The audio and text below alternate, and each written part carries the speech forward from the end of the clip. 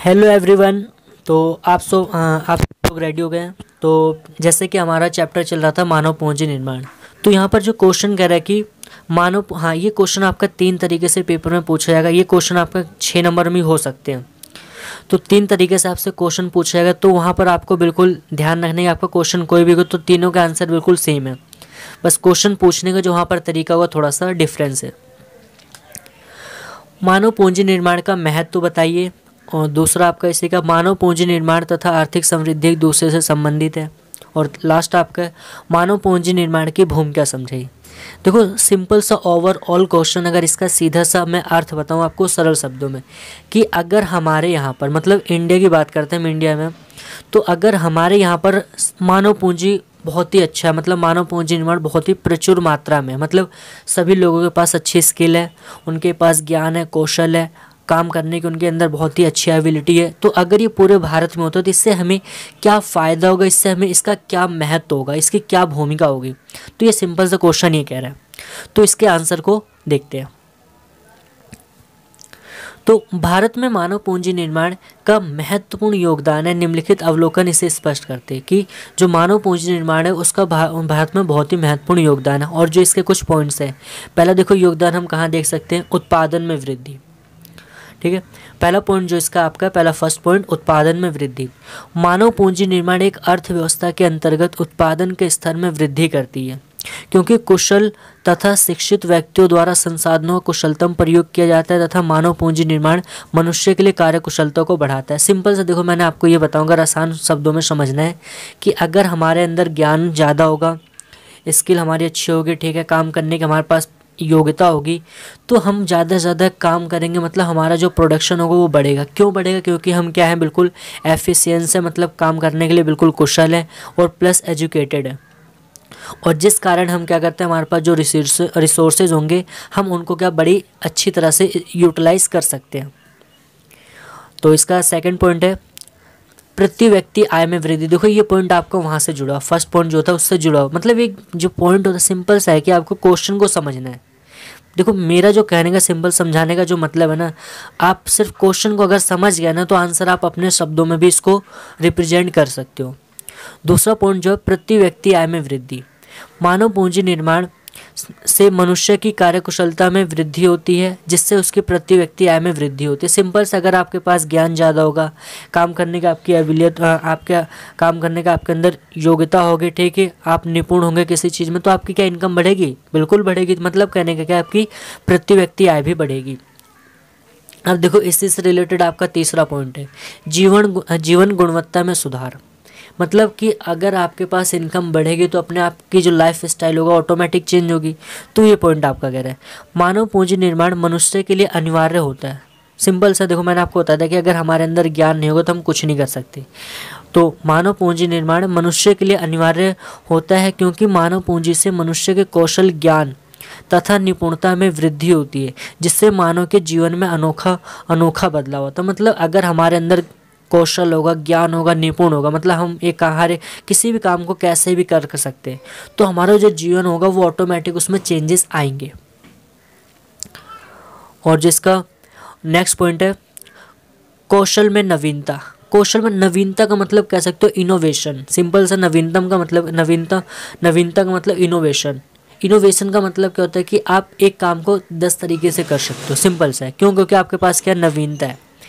कौशल में नवीनता, मानव पूंजी के निर्माण से मनुष्य के कौशल में नवीनता आती है, क्योंकि मनुष्य किसी भी कार्य को अलग अलग तरीके से करता है।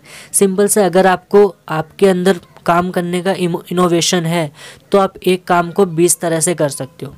तो ये आपका ये पॉइंट कहना चाहता है। और जिसका लास्ट पॉइंट है आधुनिकीकरण।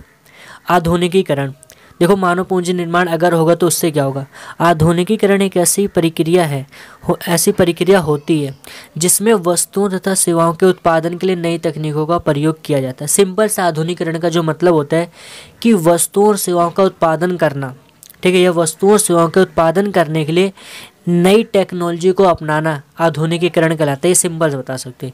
इसका मुख्य कारण है मनुष्य के कौशल और ज्ञान में वृद्धि। अब देखो नई तकनीकों का मतलब क्या है, ये कहाँ से जुड़ रहा है कि आपके अंदर आपके अंदर कौशल है, ज्ञान है, निपुणता, तभी आपने जाके नई टेक्नोलॉजी को डेवलप की है।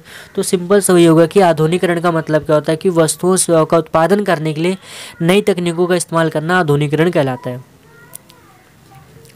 हाँ, तो ये कभी कभी आपके क्वेश्चन पूछा जा सकता है। नेक्स्ट क्वेश्चन है, भारत में शिक्षा के महत्व तथा उद्देश्य को बताइए। ये आप खुद भी पढ़ के इस क्वेश्चन को समझ सकते हो, कोई ज़्यादा टफ नहीं है। आपको ऐसा नहीं है कि इसमें आपको कोई पॉइंट नहीं समझ में आएंगे, लेकिन फिर भी मैं आपको समझा देता हूँ।